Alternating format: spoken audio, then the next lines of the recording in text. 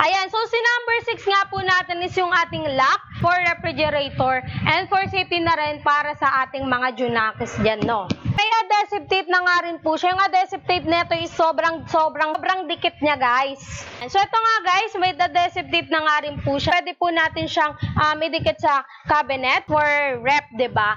Ayan nga, guys, no? Paano ba siya ilalagay? So, kunwari, ito yung pinakabukasan. Ilagay mo lang sa gilid, diba? Ganon. May variant design din to, guys. Di susi. Maganda dito kasi, alalahanin mo lang yung ano bang code name na nilagay nyo dyan kung ano-ano. Yan, kapag nilagay nyo na nga yung passcode nyo, guys, tapos meron nga po siya rito. Ang tinuturo ko kanina, ayan.